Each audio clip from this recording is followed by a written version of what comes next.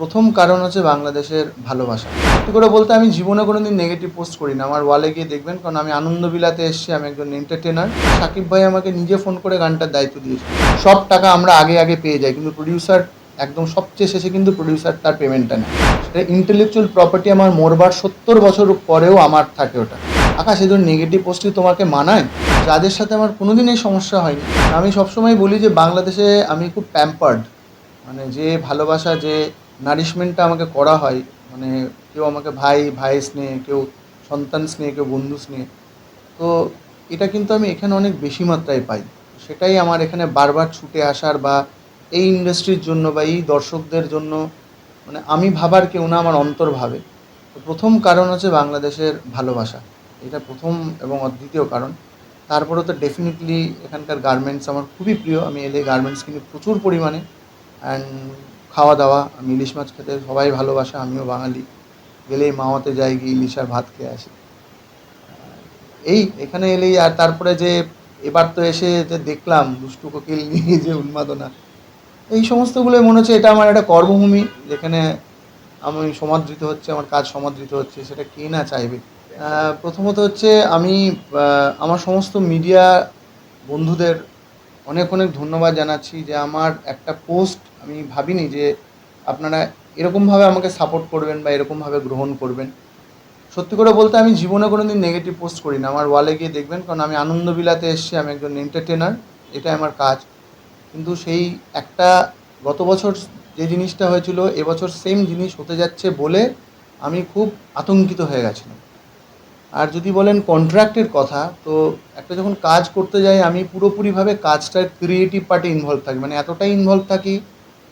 প্রিয়তমার করার পর আমি এতটা পরিমাণে স্টুডিওতে বসে এক জায়গায় কাজ করেছিলাম, আমাকে আমার ব্যাক পেন শুরু হয়েছিল, তার জন্য আমাকে কিন্তু থেরাপি নিতে হয়েছিল প্রিয়তমা গানে। তো একটা আর্টিস্ট একটা জিনিসের যখন জন্ম দেয়, তার সেটা একমাত্র মা বোঝে, যে ১০ মাস ১০ দিন তার সন্তানকে যে প্রসব যন্ত্রণা, সেটা একমাত্র আর্টিস্ট জানে। ভেরি পেইনফুল বলবো না আমি, খুব টাইম টেকিং এবং খুব হার্ডওয়ার্ক, আর অনেক লেভারিয়াস, অনেক হার্ডওয়ার্ক রয়েছে এর মধ্যে, রাতের পর রাত জাগা।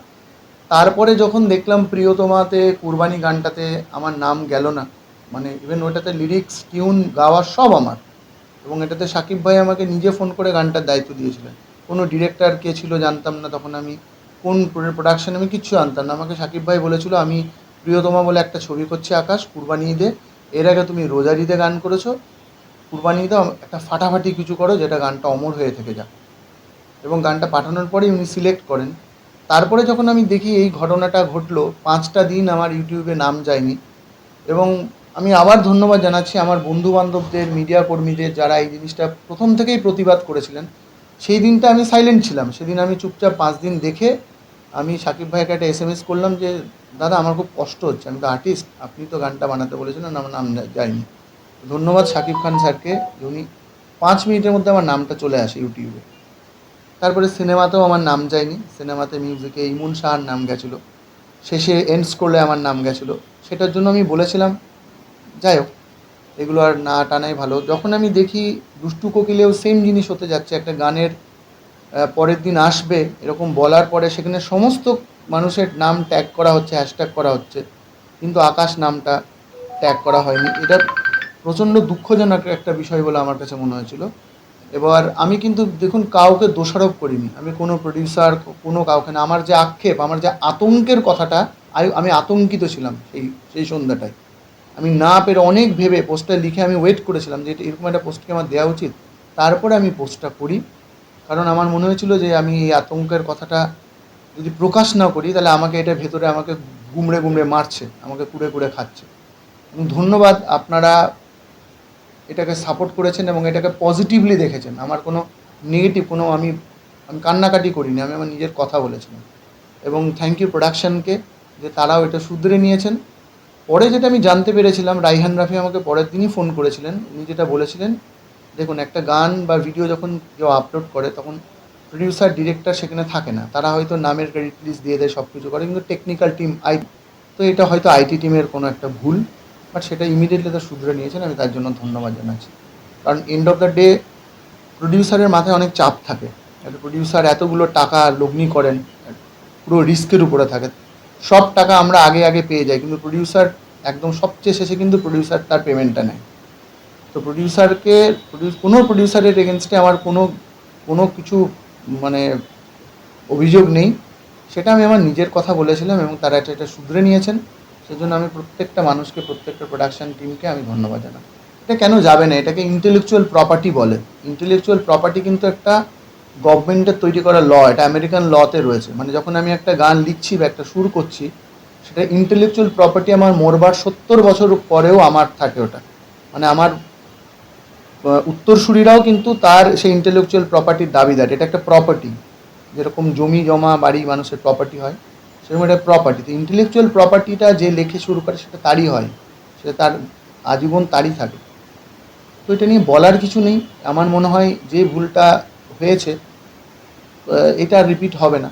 এটা নিয়ে কোনো কন্ট্রাক্ট বা কিছু আমি এগুলোতে বিশ্বাস করি না। আমি একজন আর্টিস্ট, আমি অন্তরের টানটাকে বিশ্বাস করি এবং তারা আমার এই আপিলটাকে, তারা কিন্তু কেউ আমাকে কোনো কিছু বলেনি যে তুমি কেন এটা লিখেছো। শুধু রাফি আমায় বলেছিল যে আকাশ, এই ধরুন নেগেটিভ পোস্ট কি তোমাকে মানায়?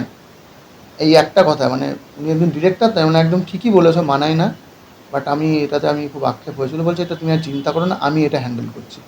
আমার মনে হয় এটা ভুল হিসাবে দিয়েছি, কারণ এর আগে আমি জাজ মাল্টিমিডিয়ার সাথে কাজ করেছি। মানে ওরা নাম বড় বড় করে আমার নাম যেত, সব কিছুতে আমাকে ইউটিউবে হেডলাইনে আমার নাম দেওয়া হতো। তখন প্রথম প্রথম ভালোই লাগতো যে হেডলাইনেও নাম আসছে আমার। তো জাজের সাথে আমার কোনোদিন এই সমস্যা হয়নি। তারপরে প্রথম এই প্রিয়তমা জাজের বাইরে একটা বড় কাজ আমি করলাম, সেটাতে হওয়ার পরে তারপরে আরেকটা আবার কাজ যেটা জাজের বাইরে, সেটা তুফান। তো সব মিলে আমি মনে হচ্ছিলাম যে এটা কোনো একটা প্র্যাকটিস নয়, তো এই জন্য আমি একটু আতঙ্কিত হয়ে গেছিলাম। কিন্তু আমার মনে হয় এটা তো ভুলই, আমি এটা ভুল হিসাবেই দেখছি। ভুল না হলে দেখুন, তারা যদি আমার উপর বিশ্বাস না রাখে, কোথায় আমি থাকি কলকাতায়, এখানেও তো গুণী গুণী কত মিউজিক ডিরেক্টর রয়েছে, তারা কেন আমাকে কাজ দেবেন? সে সে বিশ্বাসটা কেন রাখবে? তো আমি এটা ভুল হিসাবেই দেখছি।